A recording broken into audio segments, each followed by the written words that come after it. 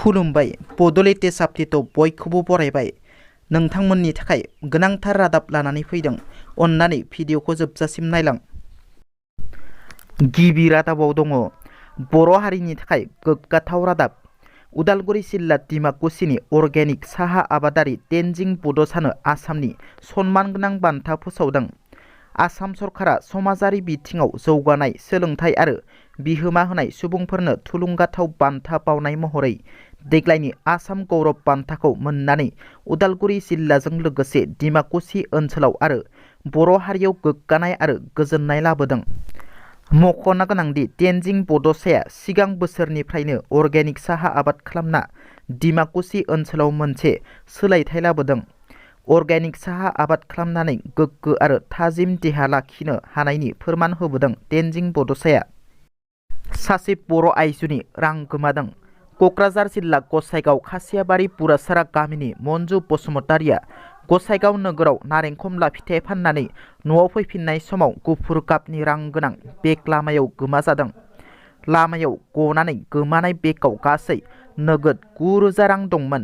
नारेंखमला फाननानै न'खर खुंबोनाय दुखुथिया आइजोआ दा सोरबाफोर रां गोनां बेगखौ मोनदोंब्ला हरफिननो खावलायहरदों।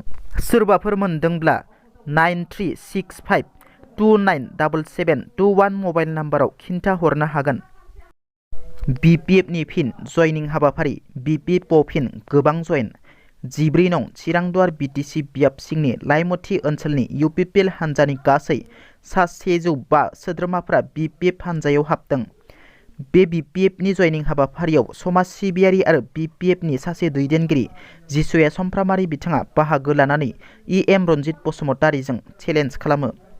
हाग्रामा महिलारिजों चेलेन्ज लायाजासे आंजोंनो चेलेन्ज लाथों रन्जित बसुमतारि बिथाङा।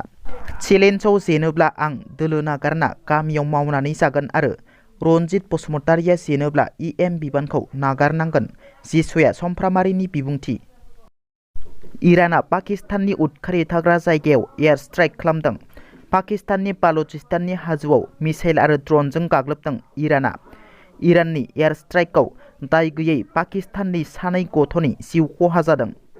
इराना बेबादि फैनानै गाग्लोबनायखौ पाकिस्ताना रागा जोंनानै गोख्रों रावजों सोंखारियो आरो बिनि फिनजाथायखौ भुगिनांगोन इराना होननानै बुंदों पाकिस्ताना। मख'नो गोनांदि इराना पाकिस्ताननि उदखारि हान्जा JSL आदिलनि थाग्रा जायगाखौ थांखिनानै गाग्लोबदों। इराननि गाग्लोबनायाव पाकिस्ताननि 2 गथ'जों लोगोसे 3 आइजोफोरा गोब्राब जखम जादों। दिनैनि रादाबा एसेनोसै। नोंथांमोना जुदि आंनि भिडिअखौ नायनानै मोजां मोनदोंब्ला अन्नानै लाइक, शेयार आरो साबस्क्राइब खालामनो दाबाव। गोजोन्थों।